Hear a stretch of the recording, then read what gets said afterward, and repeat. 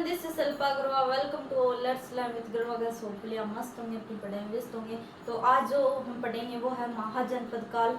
एक परिचय पढ़ रहे हैं, उसमें सेकंड क्लास है हमारी। इससे पहले हमने एक क्लास कल देखी थी। तो आइए स्टार्ट करते हैं। महाजनपद काल में चलेंगे। कल हमने मगध देखा था। 16 जो महाजनपद थे उनका सामान्य परिचय और मगध सबसे बड़ा राज्य है, जो सबसे बड़ा महाजनपद है, उसके बारे में डिस्कस किया था। तो भाई मगध की जो सबसे पहले मगध की जो इतना बड़ा मगध साम्राज्य होने के पीछे क्या कारण था, उसका शक्तिशाली महाजनपद के क्या कारण थे। तो इसके बहुत सारे कारण थे, क्योंकि वो 5 पहाड़ियों से घिरा हुआ था, तो इस पर दुश्मन जल्दी से आक्रमण नहीं कर सकते थे। गंगा तथा सोन नदियों से घिरा हुआ था। और यहाँ पर जो राज्य, जो शासकों ने, वंशजों ने जो शासन किया वो शक्तिशाली थे। यही है वो आज के संदर्भ में किसी भी देश की जो प्रगति है उसके बहुत सारे कारण होते हैं। उसका राजनीतिक वर्चस्व अच्छा है, आर्थिक स्थिति, भौगोलिक विस्तार, और जिस जो सत्ताधारी शासन करने वाले लोग हैं वो कैसे हैं। अगर देखो, जर्मनी में हिटलर हुआ था तो उसने बहुत ज़्यादा कट्टरता अपनाई। तो कोई भी अगर राज्य से ले लो, देश से ले लो, या शासन से ले लो, तो अगर है वो ज़्यादा कठोर होगा तो उसका पतन निश्चित है। अगर वो ज़्यादा फ्लेक्सिबल होगा, मतलब लचीला होगा, तो भी उसका है वो विकास नहीं हो सकता। अब देखो, अगर कोई किसी को प्रगति करनी है तो उसे है वो आर्थिक तौर पर और राजनीतिक तौर पर मजबूत होना पड़ेगा, सुदृढ़ होने पड़ेगा, और जो धार्मिक विचारधारा है उसको त्यागना पड़ेगा, उससे ऊपर उठना पड़ेगा, तभी है वो आगे बढ़ा जा सकता है। अगर कोई देश है वो धार्मिक तौर पर अगर बातें लेकर चलता है तो उसका पतन है वो निश्चित है, क्योंकि देश में अलग अलग धर्म, जो भारत देश है हमारा, उसमें अलग अलग धर्म के लोग रहते हैं। अगर हिंदू राष्ट्र इसको घोषित कर दिया जाए तो पतन निश्चित है, क्योंकि हिंदू राष्ट्र नहीं है हमारा देश है वो सारे धर्मों को मानता है, सारे धर्मों को मानने वाले लोग यहाँ पे रहते हैं। तो जाहिर सी बात है कि राजनीतिक और आर्थिक स्थिति है वो मजबूत होनी चाहिए, बजाय धार्मिक चीज़ों के हैं वो आप धार्मिक, एक जो धार्मिक मुद्दा होता है उसको आगे लेकर हम नहीं बढ़ सकते। विकास की ओर बढ़ना है तो राजनीतिक और जो आर्थिक है उस चीज़ को हमें आगे लेकर बढ़ना पड़ेगा। धार्मिक चीज़ है वो आगे हमें नहीं बढ़ा सकती, क्योंकि अगर देखो आजकल लोग है वो हिंदू मुस्लिम जैसी चीज़ें कर रहे हैं, तो इससे क्या होगा, दंगे होंगे फिर। तो यही बात है, मेरा समझाने का यहाँ बात का ये तात्पर्य है कि मगध का जो था उसका विस्तार का क्या कारण थे, उदय के क्या कारण थे, इतना बड़ा जो महाजनपद काल है उसके क्या कारण थे। तो यही कारण था कि जो यहाँ पर वंशजों ने शासक किया, उन्होंने धार्मिक की बजाय राजनीतिक और आर्थिक स्थिति पर अपनी है वो पकड़ मजबूत की, उसको सुदृढ़ किया, तभी तो लोग आगे बढ़े। तो आइए आज की क्लास स्टार्ट करते हैं अजातशत्रु से। कल हमने पढ़ा था, सबसे पहले मैंने बताया था कि मगध ही पढ़ रहे हैं, और मगध पर जिन वंशजों ने शासन किया, जिन राजाओं ने शासन किया, कौन कौन से वंशज आए। सबसे पहले हर्यक वंश आया, देन उसके बाद कौन सा वंशज आए, शिशुनाग के बाद में नंद वंश, और नंद वंश के बाद में मौर्य वंश। इस प्रकार से इतने राजा है वो वंशज है वो शासन कर रहे हैं मगध पर। तो ओबियसली जाहिर सी बात है कि इसका शक्तिशाली सुदृढ़ होना लाजमी है। तो देखो, हर्यक वंश में हमने सबसे पहले पढ़ा था बिंबिसार। बिंबिसार है वो हर्यक वंश का संस्थापक था, और उसने राजधानी है वो हर्यक वंश सबसे पहली राजधानी गिरिवर्जिया राजपुर बनाई थी, गिरिवर्जिया राजपुर बनाई थी। और उसने 3 नीतियां अपनाई थी अपने जो भौगोलिक विस्तार के लिए है, साम्राज्य विस्तार के लिए। तो कौन कौन सी, सबसे पहले कि मित्रता कर ले, और दूसरी वैवाहिक मित्रता से आगे बढ़कर विवाह कर ले। अगर मित्रता है तो अच्छा, इस रिश्ते को आगे बढ़ाए तो विवाह कर ले। अगर मित्रता और विवाह से ना चले तो फिर हम है युद्ध करेंगे। तो इस प्रकार से उसने 3 प्रकार की साम्राज्यवादी है वो विस्तार के लिए नीतियां अपनाई थी।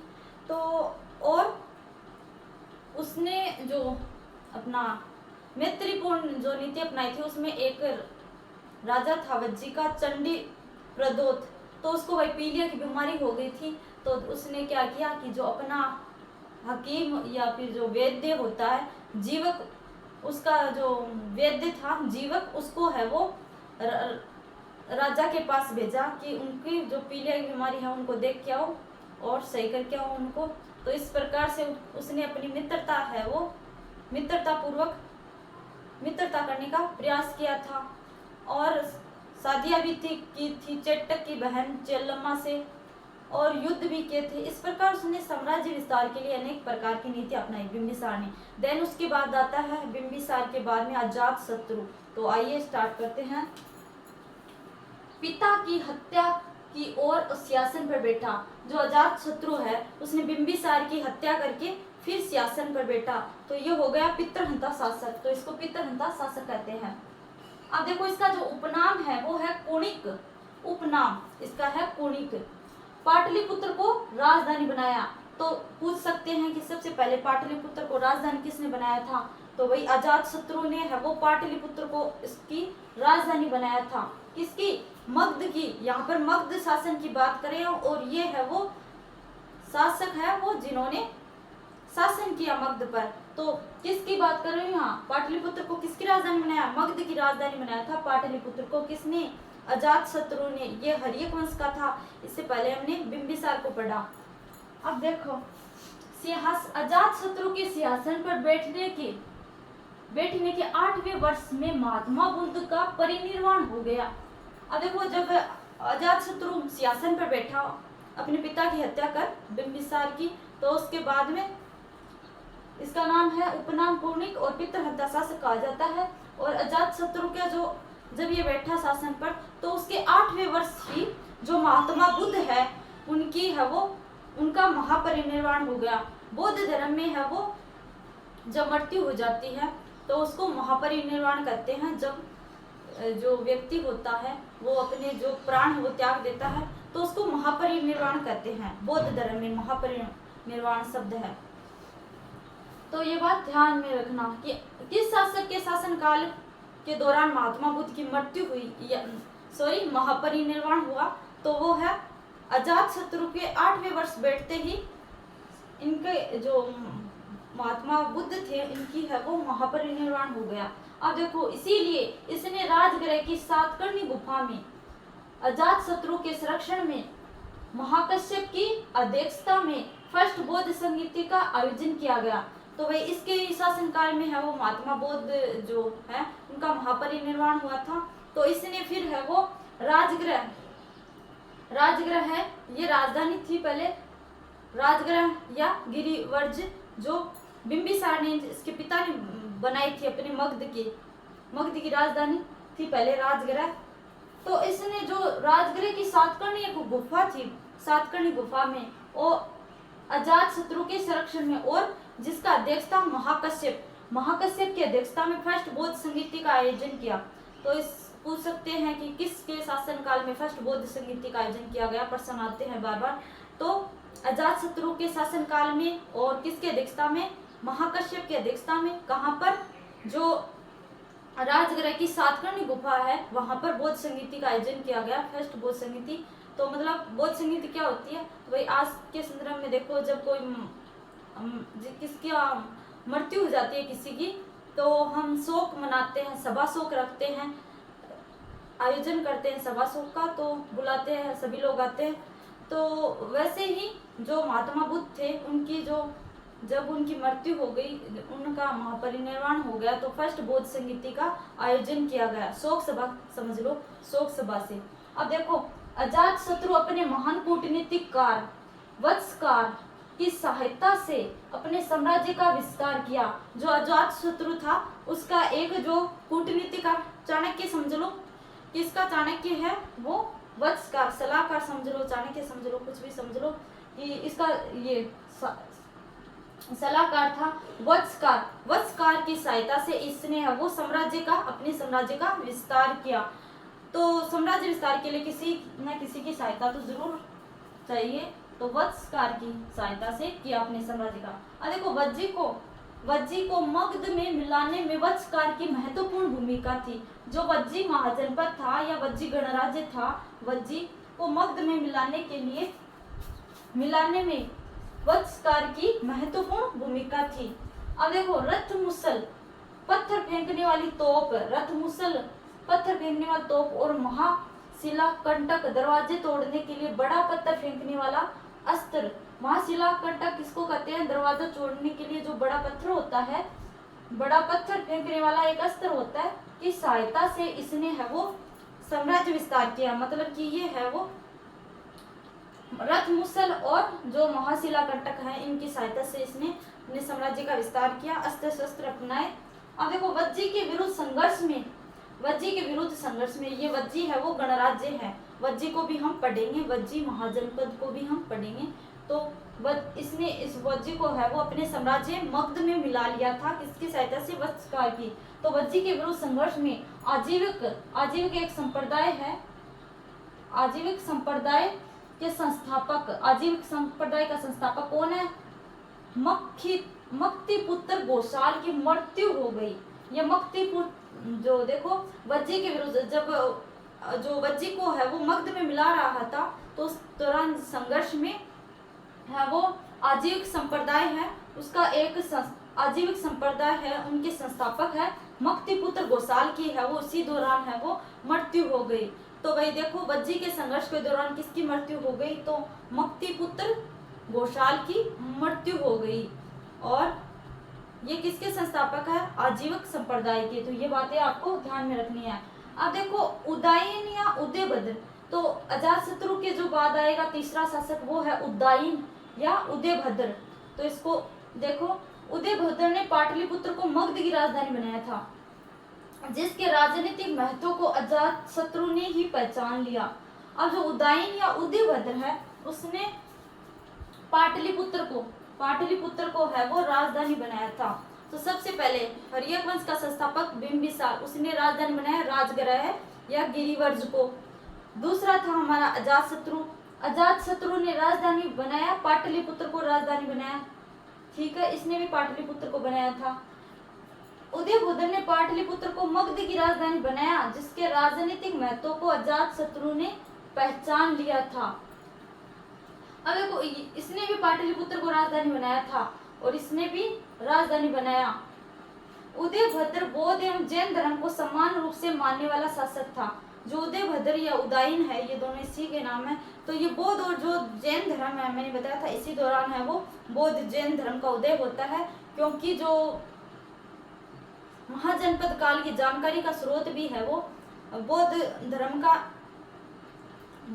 का और जो जैन धर्म का भगवती सूत्र है, उनसे इसकी जानकारी मिलती है। बौद्ध धर्म के अंगुत्तर निकाय और जैन धर्म के भगवती सूत्र से जानकारी मिलती है। तो कौन सा ऐसा शासक था जो बौद्ध एवं जैन धर्म दोनों को समान रूप से मानता था?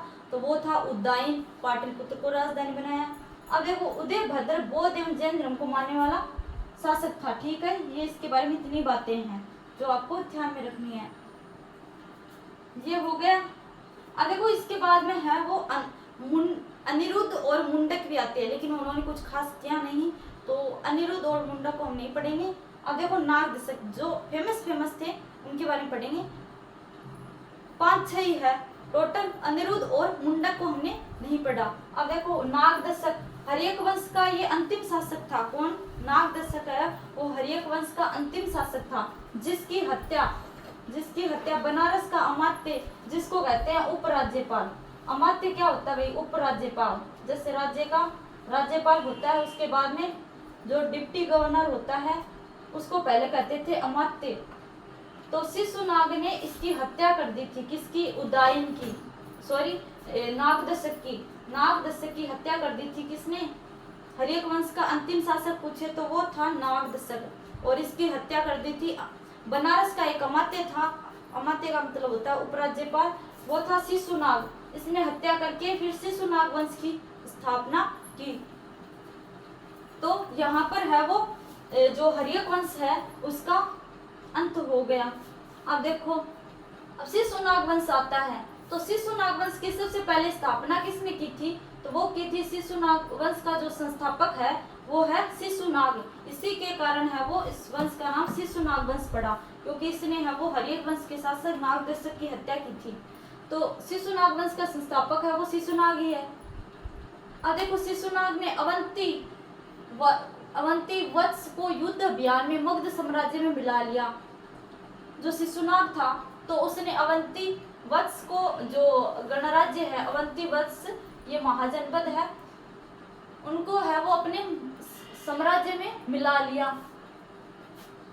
क्योंकि इससे पहले पूर्ववर्ती शासकों द्वारा अंग, वज्जी और कौशल को महाजनपद में मिला लिया गया था और शिशुनाग के लिए अब मगध का विस्तार करने का मार्ग है वो प्रशस्त हो गया, क्योंकि इससे पहले जो राजा थे उन्होंने भी है वो अंग और वज्जी कौशल जैसे गणराज्यों को जीतकर उनको है वो मगध में मिला लिया, जिसके कारण शिशुनाग के लिए अब और चीजें हैं वो आसान हो गई। अब देखो जब शिशुनाग का ध्यान वत्स और अवंती की तरफ था केंद्रित था, तो वज्जी के लिच्छवी शासकों द्वारा मगध के विरुद्ध आंतरिक षड्यंत्र किए जाने का प्रयास किया गया। किसने किया? तो जो लिच्छवी के शासक है वज्जी के लिच्छवी शासक, वज्जी पर किनका शासन रहा? लिच्छवियों का। तो जो शिशुनाग का ध्यान है वो अवंती की ओर केंद्रित था, अवंती वत्स और अवंती जो गणराज्य हैं इनकी तरफ केंद्रित था। तो जो वज्जी का लिच्छवी शासक है उन्होंने है वो मगध के प्रति है वो आंतरिक षड्यंत्र शुरू कर दिए। अब देखो तो इस स्थिति से निपटने के लिए वैशाली को मगध की सेकंड राजधानी बनाया। तो जब इसको पता चला कि है जो वत्स है वत्स के लिच्छवी शासक मेरे विरुद्ध है वो षड्यंत्र कर रहे हैं, तो इसने है वो मगध की दूसरी राजधानी वैशाली को बना लिया। मगध की पहली राजधानी क्या थी? पाटलिपुत्र थी पहले, फिर है वो वैशाली को और बना लिया ताकि वो है वो वज्जी है वो केंद्र में स्थित था, ताकि इस पर है वो अपना नियंत्रण रख सके, नजर रख सके, इसीलिए इसने है वो सेकंड राजधानी और बना लिया वैशाली को। इससे पहले थी पाटलिपुत्र। अब देखो कालाशोक, इसके बाद में शिशुनाग के बाद में आता है सेकंड जो नागवंश का, जो शिशुनाग वंश का शासक है वो है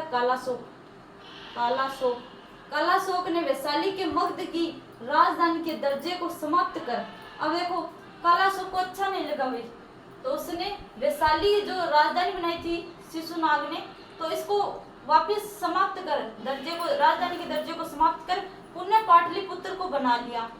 पाटलिपुत्र को एक बार फिर से इसने राजधानी बना लिया। इससे पहले अजातशत्रु और जो उदयन थे उन्होंने बनाया। अब देखो इसने महात्मा बुद्ध के महापरिनिर्वाण के जो 100वां वर्ष पूरा हुआ, तो उसने वैशाली में सर्वकामिर की अध्यक्षता में सेकंड बौद्ध संगीति का आयोजन किया। तो सबसे पहली बौद्ध संगीति का आयोजन किया था अजातशत्रु ने सातकर्णी की गुफा में महाकश्यप की अध्यक्षता में, और फर्स्ट बौद्ध संगीति का है वो आयोजन किया था, क्योंकि जो राजा थे अजातशत्रु, इसी के शासन काल के 8वें वर्ष में महात्मा बुद्ध का परिनिर्वाण हुआ, इसीलिए इसने फर्स्ट बौद्ध संगीति का आयोजन करवाया। और सेकंड जो बौद्ध संगीति है हमारी, वो कालाशोक ने आयोजित करवाई। कहाँ पर? इसने महात्मा बुद्ध के महापरिनिर्वाण का जब 100वां वर्ष पूरा हुआ, तो वैशाली में और सर्वकामिर की अध्यक्षता, किसकी अध्यक्षता? सर्वकामिर की अध्यक्षता में, वैशाली में सर्वकामिर की अध्यक्षता में सेकंड बौद्ध समिति का आयोजन करवाया संगीति। अब देखो महानंदिन, इसके जो कालाशोक है उसके बाद में आता है महानंदिन। ये है वो नंदिन वंश का जो शिशुनाग वंश का अंतिम शासक है। महानंदिन द्वारा कालाशोक की धोखे से हत्या कर दिए जाने पर शिशुनाग वंश का अंत हो गया तथा महानंदिन के नेतृत्व में नंद वंश की स्थापना हुई। तो देखो जो अब शिशुनाग वाला ने हत्या की थी किसकी? नागदशक की। तो इतिहास अपने आप को दोहराता है, इन्होंने ये भी हत्या करके ही है वो बैठे थे शिशुनाग वंश वाले। तो अब जो शिशुनाग वंश का अंतिम शासक था कालाशोक, शिशुनाग और कालाशोक, तो कालाशोक की हत्या कौन कर रहा है? महानंदिन है वो कालाशोक की है वो धोखे से हत्या करके फिर है वो जो नंद वंश है इसकी स्थापना करता है। तो इन्होंने भी तो हत्या करके ही शासन स्थापित किया था शिशुनाग वालों ने। तो नंद वंश का जो है वो महानंदिन वो भी है, वो उसकी जो कालाशोक की हत्या करके है वो नंद वंश की स्थापना करेगा। फिर नंद वंश का हम घनानंद पढ़ेंगे। महानंदिन के बाद में पद्मानंद और घनानंद पढ़ेंगे। देन जो घनानंद है वो उसको हराकर, उसकी हत्या करके, हत्या तो गलत शब्द हो जाता है, जो चंद्रगुप्त मौर्य है वो फिर मौर्य वंश की नींव रखेंगे। तो इस प्रकार है वो सभी जो वंशज हुए उन्होंने अलग अलग प्रकार से हत्याएं कर ज्यादा करके हत्याएं की और पितृहंता शासक कहलाए। देखो, अजातशत्रु ने अपने पिता की हत्या की थी और उदयभूत जो ये उदयन है,